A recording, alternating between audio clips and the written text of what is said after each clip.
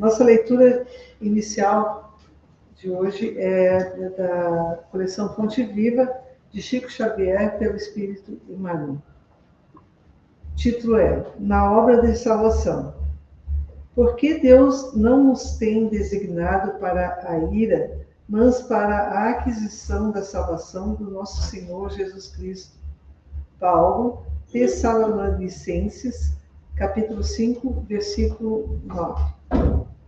Por que não somos compreendidos?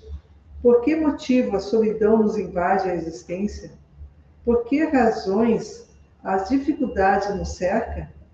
Por que tanta sombra e tanta aspereza em torno de nossos passos? E a cada pergunta feita de nós para nós mesmos, seguem-se comumente o desespero e a inconformação, reclamando sobre os raios mortíferos da cólera as vantagens de que nos sentimos credores.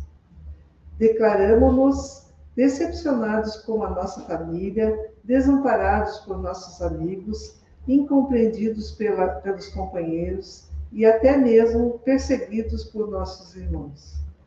A intemperança mental correia para nosso íntimo os espinhos do desencanto e os desequilíbrios orgânicos inabordáveis, transformando-nos a existência num roteiro de queixas preguiçosas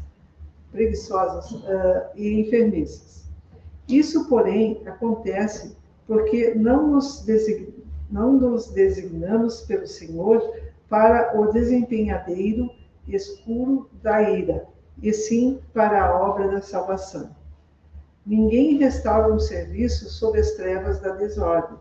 Ninguém auxilia ferindo sistematicamente, pelo simples prazer de dilacerar.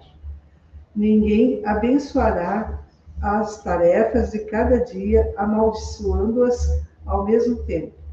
Ninguém pode simultaneamente ser amigo ou verdugo. Se tens notícia do Evangelho no mundo de tua alma, prepara-te para ajudar infinitamente. A terra é a nossa escola e a nossa oficina. A humanidade é a nossa família. Cada dia é o ensejo bendito de aprender e auxiliar. Por mais aflitiva seja a tua situação, ampara sempre e estarás agindo no abençoado serviço de salvação a que o Senhor nos chamou. Que assim seja.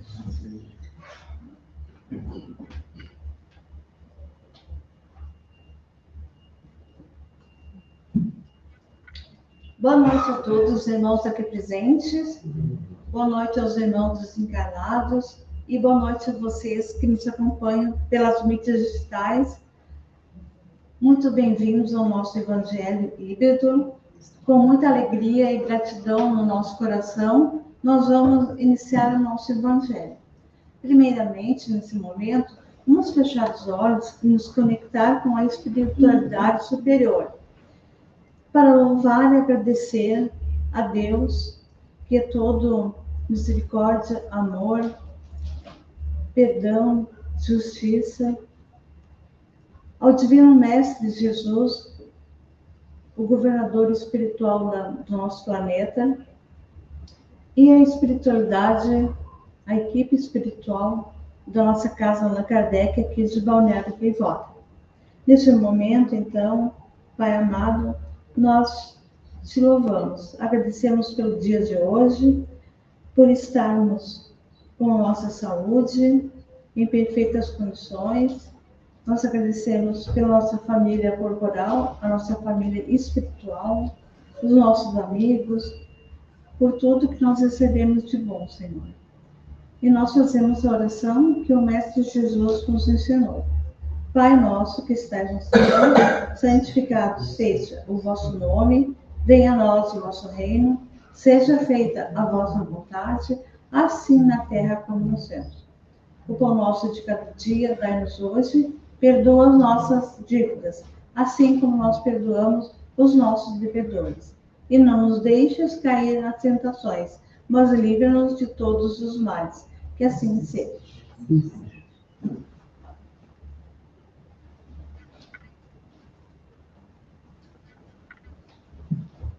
Boa noite a todos.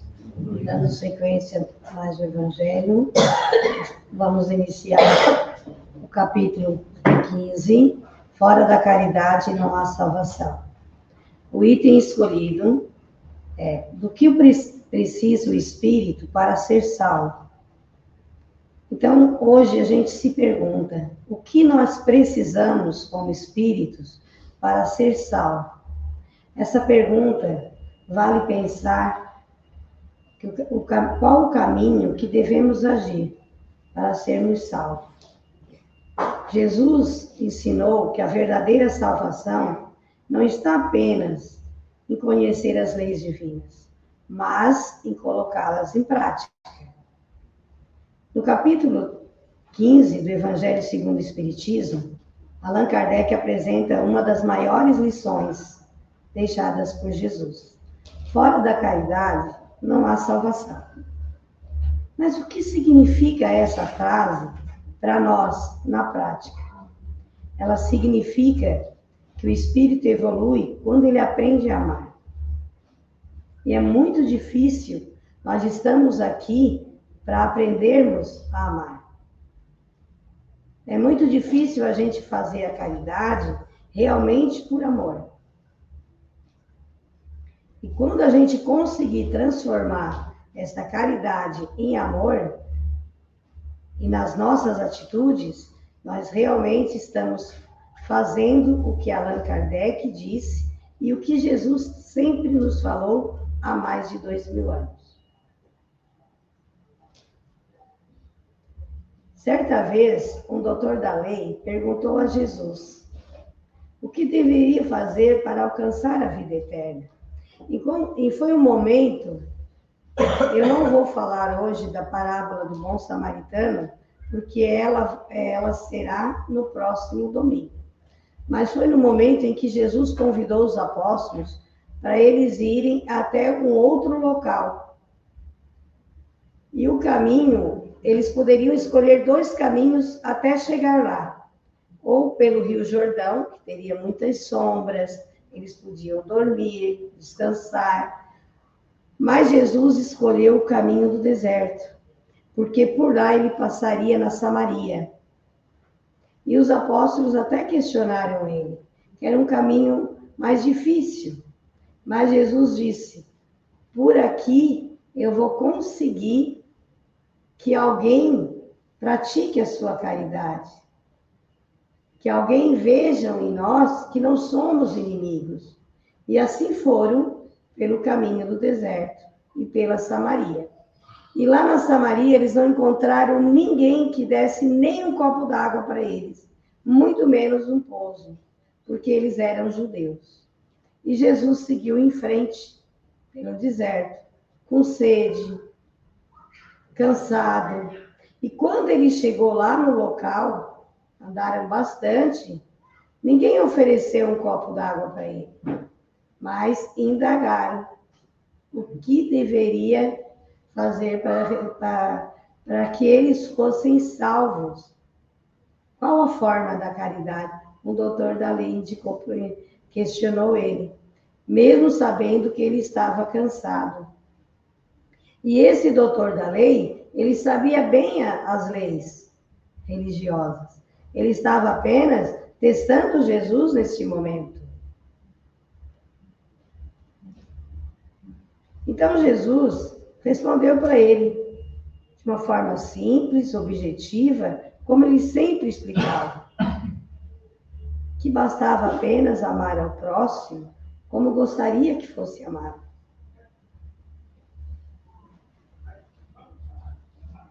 Mas praticar realmente a caridade. E que o amor ao próximo era vivenciar no dia a dia o Evangelho.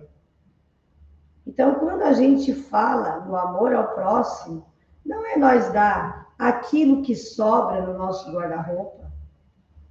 Não é nós dar as nossas sobras. É nós realmente ver do que o nosso irmão está necessitado. O que está acontecendo com aquele irmão? Às vezes ele está com bastante roupa, mas o espírito está nu.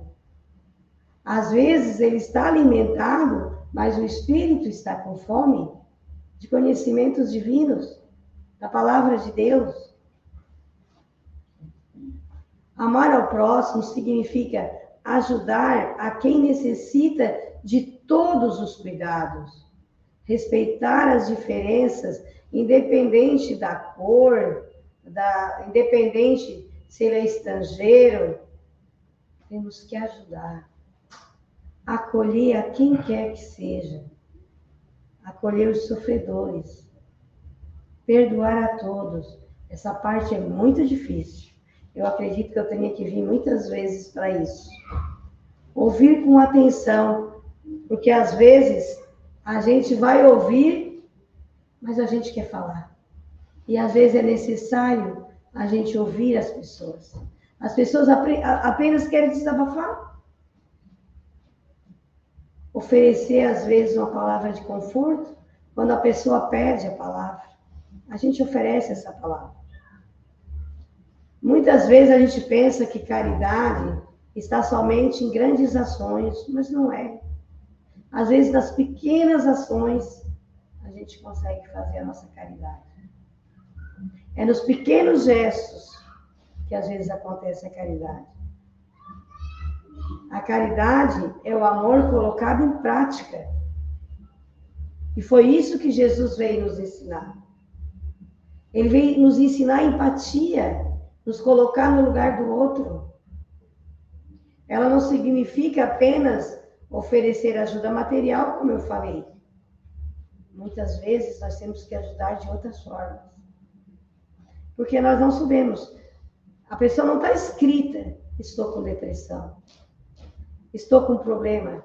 Não está, está aqui dentro dela. E às vezes ela está rindo e a gente não percebe. Fazer o bem sem ostentar aquele bem. Por isso Jesus ensinou que quando ajudarmos alguém que sofre, é como se estivéssemos ajudando a ele próprio. Quem ajuda um desses menos favorecidos é a mim que está ajudando. São palavras do Cristo. A exemplo de Paulo, que nos deixou também grandes ensinamentos, ele afirmou que a caridade maior, ela vem das virtudes. E todos nós temos as nossas virtudes, mesmo que elas estejam adormecidas, mas todos nós temos as nossas virtudes. A caridade é paciente, a caridade ela é bondosa, humilde, ela não busca interesses próprios. E Paulo nos deixou com uma grande reflexão. Sem a caridade, nada somos. E Kardec fez a máxima da doutrina espírita. Fora da caridade, não há salvação. E ainda ele nos diz, Kardec, que o espírito não evolui apenas pelo conhecimento adquirido, mas principalmente pela prática do bem. É a prática do bem do nosso dia a dia que a gente vai conseguindo evoluir na nossa escada evolutiva. A cada dia. E principalmente por meio da caridade. E ainda Kardec nos diz assim, a caridade nos ajuda a vencer o egoísmo, o orgulho e a indiferença. Quando a gente aprende a servir, a amar, a gente se aproxima ainda mais de Deus. Mas como é que a gente vai praticar essa caridade no nosso dia a dia, com tanto transtorno que a gente vive, com tanto serviço, com tanta correria? Basta colocar nessa nossa correria as nossas virtudes em prática. Ter paciência com aquela pessoa que está lá, que a gente está atendendo, e pergunta muitas vezes o que é, e a gente falar com paciência, perdoar aqueles que às vezes nos falam no serviço, respeitar a todos, ajudar sem recompensa. ouvir alguém que precisa conversar. E quando eu falo ajudar, sem esperar recompensa, a gente está vivendo em momentos que muitos precisam de um auxílio para um trabalho, para alguma coisa. Pequenos gestos podem representar grandes demonstrações de amor e de caridade. Então, o que precisamos? O que o espírito precisa para ser salvo? Como questionou o doutor Daley. Ele precisa aprender a amar, com certeza. Praticar o bem. Ele precisa, principalmente, viver todos os dias a caridade. A verdadeira salvação começa quando deixamos de apenas conhecer os ensinamentos de Jesus e passar a vivenciá-los no nosso dia a dia. Por isso fica uma pergunta para a nossa reflexão semanal. Estamos apenas conhecendo o amor que Jesus nos ensinou ou estamos colocando esse amor em prática nas nossas atitudes? Vamos pensar essa semana. Como estamos fazendo a nossa caridade? Só aprendendo na teoria ou estamos colocando em prática? Vamos lembrar da palavra de Allan Kardec, que fora da caridade não há salvação. E neste momento, então, meus irmãos, eu convido para que todos possamos fazer a nossa caridade, enviar boas energias a todas as pessoas necessitadas, principalmente aqueles nossos irmãos que por algum momento da sua vida tiraram a sua própria. Então vamos fazer esse momento, logo em seguida, a oração final.